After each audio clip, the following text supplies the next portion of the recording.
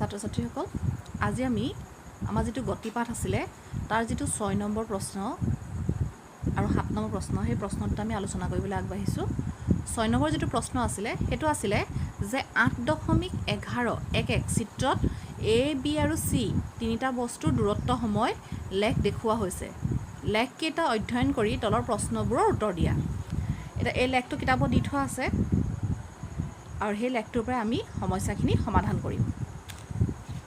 এই লেখটোত কেৱল মই নিজে সংযুক্ত কৰা বস্তু হৈছে এই ডখৰ যে সংযুক্ত কৰিছো এই ডখৰ আৰু এই ডখৰ হেখ কিয় সংযুক্ত কৰা হল আমি পিছত আলোচনা কৰোঁতে দেখি আমি গম পাম এতিয়া ইয়াত কৈছে যে প্ৰশ্ন যেটা দিছে এই লেখটোৰ পৰা আমি সমাধান কৰিবলৈ তাৰ প্ৰথমটো দিছে যে তিনিটাৰ ভিতৰত আটাইতকৈ বেগী কোন ইয়াত যেহেতু এই লেখটোত A B C তিনিটা ৰেখা অংকন কৰি থোৱা আছে এই তিনিটা ৰেখাৰ ভিতৰত সকলোতকৈ বেগী কোনডাল হেডাল আমাক উলিয়াই দিবলৈ কৈছে দ্বিতীয়তে কৈছে যে কেতিয়াবা তিনুটাই পথৰ কোনো বিন্দুত একেলগ হৈছিল নে অৰ্থাৎ কেতিয়াবা কোনো পৰিস্থিতিত এই তিনুটা একেলগ হৈছিল নেকি সি টো কৈছে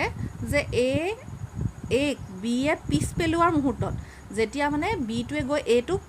পিছ পেলাই দিছিলে সেই মুহূৰ্তত C কিমান দূৰলৈ গৈছিলে আৰু 4 নম্বৰ যেটো প্ৰশ্ন হেতু কৈছে যে C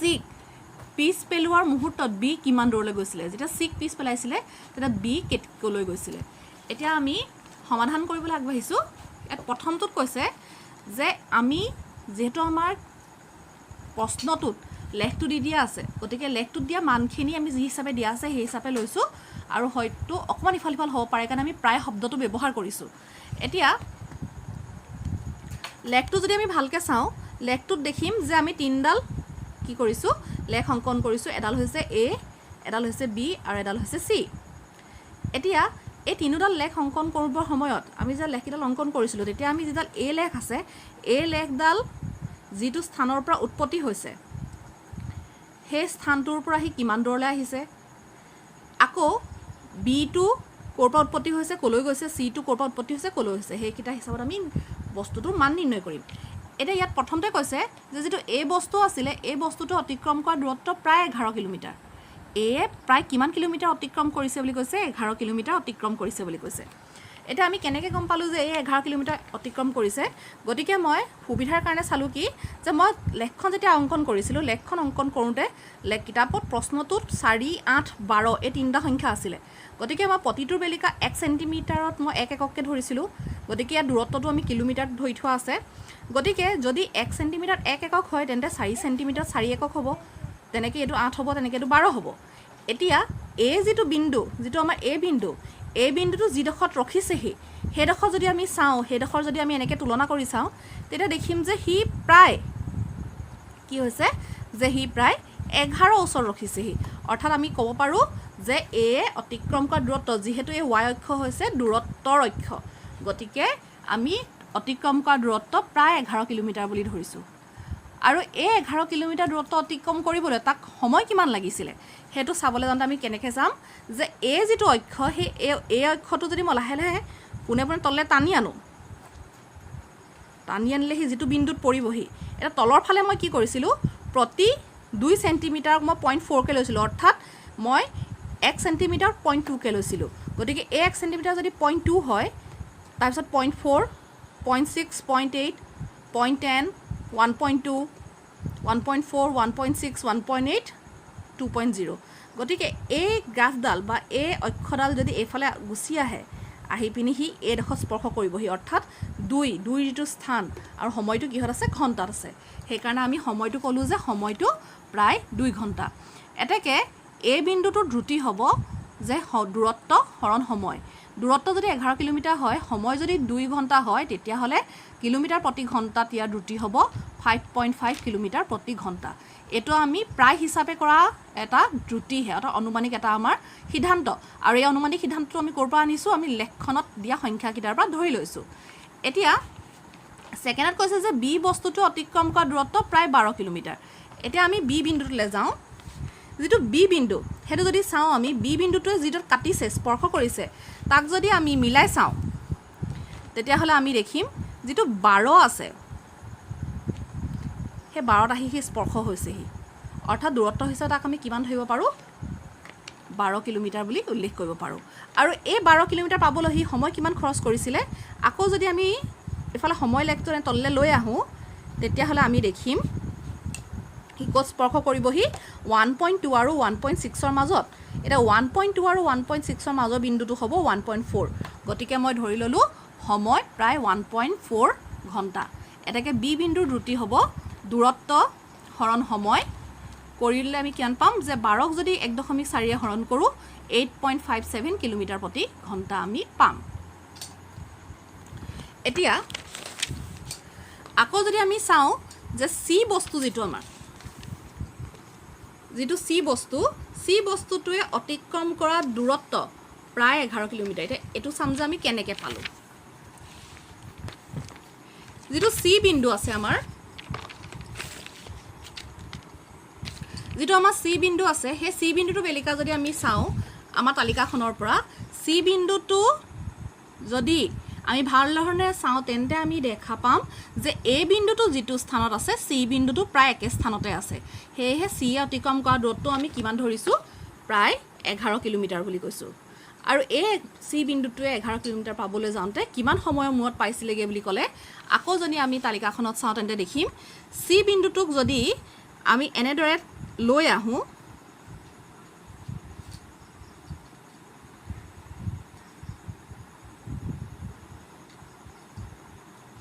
তেতিয়া দেখিম যে 1.6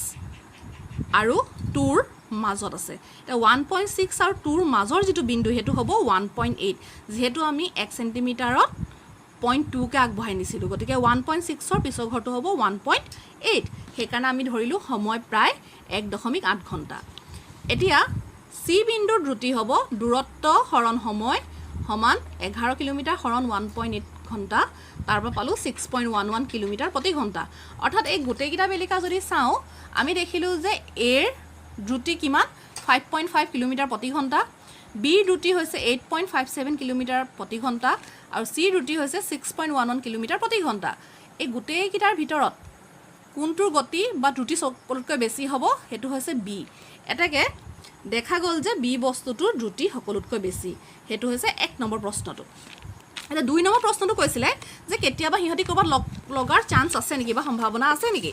এটা যদি আমি তিনিডাল লেখ চাওঁ কিবা কাৰণত যদি তিনিডাল লেখ আমি বহাই দিবলগীয়া হয় তেন্তে বি ডাল বহাই দিলে আমি ঠিক এনেদৰে গতি কৰিব চি ডালক বহাই দিলে সি এনেদৰে গতি কৰিব আৰু এ ডালক বহাই দিলে সি এনেদৰে গতি কৰিব এনেদৰে গতি কৰা লেখকেইডালে এনেদৰে গতি কৰা যিকেইডাল লেখ আছে সেই লেখকেইডালে কোনো ক্ষেত্ৰতে কোনো বিন্দুতে কি কৰিব নোৱাৰে লগ লাগিব নোৱাৰে বা সংযোগ কৰিব নোৱাৰে সেইকাৰণে আমি ক'ম যে কেতিয়াও কোনো বিন্দুতে এই তিনিডাল ৰেখা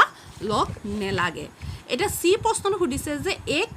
বিয়ে যেতিয়া পিছ পেলাইছিলে তেতিয়া চি কিমান দূৰলৈ গৈছিলে এক যেতিয়া বিয়ে পিছ পেলাইছিলে এটা এডাল হৈছে এডাল হৈছে বি এটা এক বিয়ে কেতিয়া পিছ পেলাইছিলে যদি আমি চাওঁ এ ৰেখাডালক বি ৰেখাডালে এই বিন্দুটোত স্পৰ্শ কৰিছে অৰ্থাৎ এইডোখৰতে এ ৰেখাডালক বি ৰেখাডালে কি কৰিছে পিছ পেলাইছে যেতিয়া এই ৰেখাডাল এই পইণ্টটোত বা এই বিন্দুটোত সি পিছ পেলাব তেতিয়া যিডাল চি ৰেখা আছিলে চি ৰেখাডালে কিমানটো দূৰত্ব অতিক্ৰম কৰিছিলে বুলি কৈছে গতিকে এই এক বিয়ে পিছ পেলোৱা এই বিন্দুটোত চি আছিলে এইটো স্থানত এই স্থানত চিয়ে অতিক্ৰম কৰা দূৰত্ব আছিলে কিমান 8 কিলোমিটাৰ এতিয়া আমি কৈছোঁ যে যেতিয়া এক বিয়ে পিছ পেলাইছিল তেতিয়া চি আছিল প্ৰায় 8 কিলোমিটাৰ দূৰত্ব ঠিক আছে এতিয়া কিন্তু কথা হ'ল কি চিৰ বিন্দুটোৰ আৰম্ভণি স্থানটো চি বিন্দুটো কিন্তু শূন্যৰ পৰা আৰম্ভ হোৱা নাই শূন্যৰ পৰা আৰম্ভ কোনডাল হৈছে বি ডালহে হৈছে চি আৰম্ভ ক'ৰ পৰা হৈছে শূন্যতকৈ অলপ ওপৰলৈ অৰ্থাৎ 1 চেণ্টিমিটাৰ যদি 1 একক হয় তেন্তে সি 2 চেণ্টিমিটাৰৰ পৰা আৰম্ভ হৈছে অৰ্থাৎ 2 এককৰ পৰা গতিকে চি ৰেখাডালৰ যাত্ৰা ক'ৰ পৰা আৰম্ভ হৈছে 2ৰ পৰা আৰু যেতিয়া এক বিয়ে পিছ পেলাইছে তেতিয়া গৈ পিনি চি ৰেখাডাল ক'ত পাইছেগৈ 8 কিলোমিটাৰ সি 2 কিলোমিটাৰৰ পৰা আৰম্ভ হৈছে সি 8 কিলোমিটাৰ পাইছেগৈ তেনেস্থলত চিয়ে সেই সময়ত অতিক্ৰম কৰা মূল দূৰত্ব হ'ব কিমান 8 বিয়োগ 2 6 কিলোমিটাৰ কেলে হ'ল কাৰণ যেতিয়া এক বিয়ে পিছ পেলাইছিলে তেতিয়া চি বিন্দুটো বা চি ৰেখাডালে 8 কিলোমিটাৰ অতিক্ৰম কৰিছিলে কিন্তু চি ৰেখাডালৰ আৰম্ভণি হৈছিলেহে 2 কিলোমিটাৰৰ পৰা সেইকাৰণে 2 কিলোমিটাৰৰ পৰা 8 কিলোমিটাৰ যাওঁতে সি মুঠতে কিমান দূৰত্ব অতিক্ৰম কৰিলে প্ৰায় 6 কিলোমিটাৰ আকৌ ডি নম্বৰ প্ৰশ্নটো সুধিছে যে চিক পিছ পেলোৱা সময়ত বি কিমান দূৰলৈ গ'ল এতিয়া চি এডাল চিক পিছ পেলাব সময়ত বি কিমান দূৰলৈ গ'ল এতিয়া আহিলে এইডাল হ'ল চি এইডাল হ'ল বি এই বিন্দুটোত কি হৈছে দুইডালে কটাকটি কৰিছে অৰ্থাৎ এই বিন্দুটোতে চিক বি এ পিছ পেলাইছে এই বিন্দুটোৰ দূৰত্ব কিমান হ'ব যদি আমি চাওঁ তেল দেখিম যে হি কিমান হ'ল 6 কিলোমিটাৰ অৰ্থাৎ প্ৰায় 6 কিলোমিটাৰ দূৰত্ব অতিক্ৰম কৰিছিলে হেতু হৈছে আমাৰ যেটো আমাৰ 6 নম্বৰ প্ৰশ্ন এতিয়া আমি আহিলো 7 নম্বৰ প্ৰশ্নটোলে 7 নম্বৰ প্ৰশ্নটোত কৈছিলে যে 20 মিটাৰ উচ্চতাৰ পৰা বল এটা লাহেকৈ পেলাই দিয়া হ'ল ইয়াৰ বেগ 10 মিটাৰ পাৰ সেকেন্ড স্কয়াৰ সুষম হাৰত বাহিলে ই কিমান বেগেৰে ভূমিত পৰিব কিমান সময়ৰ পাছত ই ভূমিত পৰিব এতিয়া প্ৰশ্নটো হ'ল যে উচ্চতাৰ পৰা বলটো কি কৰা হ'ল পেলাই দিয়া হ'ল এটা উচ্চতাৰ পৰা যেতিয়া বলটো পেলাই দিয়া হ'ল তাৰ আৰম্ভণি অৱস্থাত বলটো কি হৈছিল সেই নিৰ্দিষ্ট উচ্চতাটোত বলটো ৰখি আছিল সেই কাৰণে তাৰ প্ৰাৰম্ভিক বেগ u কিমান হ'ব 0 হ'ব আকৌ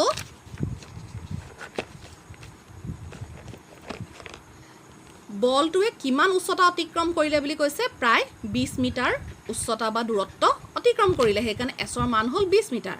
আৰু এই গোটেই ঘটনাটো ত্বৰণ হ'ল 10 মিটাৰ পাৰ সেকেন্ড স্কয়াৰ এটা আমাৰ মনত এটা প্ৰশ্ন আহিব পাৰে যে ত্বৰণ যদি ওপৰলে বাঢ়ি যোৱাটো হয় তেন্তে ইয়াৰ বেলিকা তললে অহাটো কেনেকৈ ত্বৰণ হ'ল তাৰ উত্তৰটো হৈছে যেহেতু বস্তুটো ওপৰৰ পৰা তললৈ আহিছে সেই অৱস্থাটোত বস্তুটোৰ প্ৰকৃত দিশ ওপৰৰ পৰা তললৈহে হৈছে সেই কাৰণে এই অৱস্থাটোত মুক্তধুগমী বুলি কয় আৰু ইয়াত তেতিয়া ত্বৰণে সংঘটিত হয় তাত কেতিয়াও মন্থৰণ বা ঋণাত্মক ত্বৰণ সংঘটিত নহয় সেই কাৰণে ইয়াত আমি s পালো 20 মিটাৰ ত্বৰণ পালো 10 মিটাৰ পাৰ সেকেন্ড স্কয়াৰ প্ৰাৰম্ভিক বেগ পালো u এটা আমি উলিয়াব লাগে যে বলটো কিমান বেগেৰে আহি মাটিত পৰিছিলেহি অৰ্থাৎ অন্তিম বেগ কিমান আছিল আৰু কিমান সময়ৰ পাছত হি পৰিছিলেহি অৰ্থাৎ সময়টো কিমান আছিল এতিয়া উক্ত প্ৰশ্নটোৰ বেলিকা কি হৈছে যেহেতু সময়ৰ উল্লেখ নাই প্ৰশ্নটোত গতিকে আমি সময় লাগি থকা সূত্ৰটো ব্যৱহাৰ নকৰো তাৰ পৰিৱৰ্তে আমি কোনটো কৰিম গতিৰ তৃতীয় যেটো সমীকৰণ হেতু ব্যৱহাৰ কৰিম হেতু হৈছে v স্কয়াৰ সমান u স্কয়াৰ প্লাস 2as এতিয়া v square equal to u square plus 2as to আমি এনেদৰে ক'ব পাৰো যে 2as সমান v square minus u square একেটা সূত্ৰই আমি খালি ইয়াৰ ৰূপান্তৰটো ইফাল কৰি দিছো দেই স্থানকিটা এতিয়া